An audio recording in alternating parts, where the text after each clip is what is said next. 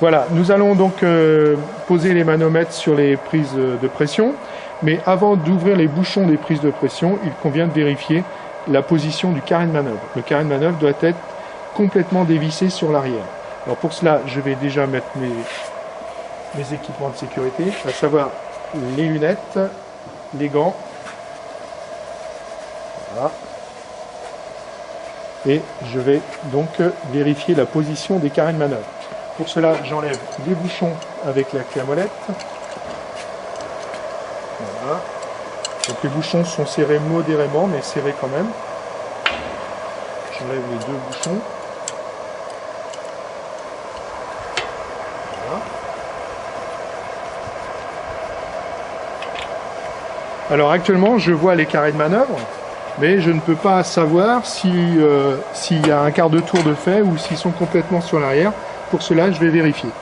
Alors, je vais, avant d'actionner, à chaque fois que vous devez actionner un carré de manœuvre, vous devez desserrer le pressé-tout du carré. Voilà, là je le desserre légèrement, hein, c'est pas, je vais faire les deux en même temps, comme ça, voilà. Et je vais prendre ma clé à cliquet, voilà. Je vais positionner la clé à cliquet sur le carré et je vérifie que le carré soit bien sur l'arrière. C'est le cas. Donc là, je vais pouvoir démonter ce bouchon ici sans risque de faire fuir. Même chose ici, sur l'arrière, voilà, c'était déjà fait. Donc je vais pouvoir enlever les bouchons sans risque de fuite. Alors, j'enlève le bouchon de la vanne d'aspiration. Voilà. Et je vais directement mettre mon flexible basse pression sur la vanne d'aspiration. Pour l'instant, on ne fait rien d'autre. Même chose pour la haute pression. Donc ici, on avait un bouchon de type valve Schrader. Donc c'est un bouchon qui est avec un joint au fond. Hein. Et alors que l'autre type de bouchon, voilà, donc c'est ce type de bouchon qu'on trouve généralement sur les vannes. Voilà. Il n'y a pas de joint dans celui-ci. Voilà.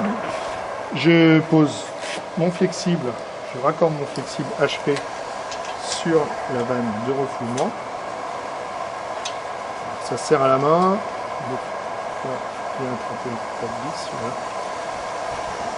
Voilà, ça se serre qu'à la main. Donc je vérifie tous mes serrages.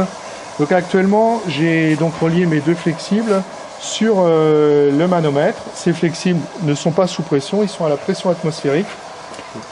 Donc je dois vérifier l'étalonnage de mes manomètres. J'aurais pu le faire avant. Je dois le faire de toute façon avant de mettre sous pression et je vérifie que l'aiguille indique bien 0 bar sur l'échelle des pressions. BP, alors extérieur pour ce mano là, mais ça peut être autrement. Et là, ici, pareil, échelle extérieure pour celui-ci, pour la pression. Donc ils sont bien si on devait étalonner, alors selon le modèle des manomètres, alors ici c'est une petite vis à actionner sur le haut, ça peut être une vis en façade avec un petit bouchon enlevé ou une vis derrière. Donc il y a une vis d'étalonnage. En général, ça se fait, il y a très peu à corriger. Donc je vais relier le flexible central à la pompe à vide. Alors, je vais vous expliquer pourquoi, puisque actuellement, dans mes flexibles que j'ai raccordés sur mes vannes et dans le flexible central, j'ai de l'air et je suis à la pression atmosphérique. Donc, je vais ouvrir cette vanne. Donc, je suis à la pression atmosphérique. Il faut que je vide mes manomètres avant de les mettre sous pression. Alors pour cela, avant de les mettre sous pression, de les remplir de fluide frigorigène, je vais ouvrir mes robinets ici. Voilà. J'ouvre mes robinets et je vais démarrer ma pompe à vide. Bien sûr, on ne démarre la pompe à vide que si on a relié nos deux flexibles et que nos carrés sont restés sur l'arrière. On n'a pas encore mis sous pression. Et je vais tirer au vide quelques secondes. Alors, souvent on l'entend. Voilà. On peut voir le vacomètre. Non, il s'est arrêté. Ouais, c'est pas très grave, on n'a pas besoin de vacomètre là. Alors là, vous pouvez constater que les aiguilles sont rapidement descendues à -1. Hein. Donc c'est un tirage au vide qui sert à vider l'air. Hein. Son rôle est plutôt de vider l'air à l'intérieur des flexibles. Donc là, en ouvrant les deux robinets ici, j'ai mis les 3 flexibles en communication Et donc ils sont tous les trois maintenant, ils communiquent par ça, et donc ils sont... Tout ça c'est relié. Voilà. Alors, maintenant, voilà, au bout de quelques secondes, on peut considérer qu'on a évacué toute l'air. Alors, il y a une opération qui est très importante. Donc, avant d'arrêter la pompe à vide, je dois d'abord isoler le flexible central. Voilà, d'où l'intérêt de ces petites vannes. Et maintenant, je peux éteindre la pompe à vide. Voilà. Donc, et on peut laisser comme ça, ou on peut le désaccoupler. Voilà. Maintenant, je peux refermer mes manomètres donc pour avoir la position lecture, et je vais pouvoir faire un quart de tour. Alors là, je vais demander au caméraman de bien essayer de filmer en même temps ce qui va se passer sur le manomètre et sur le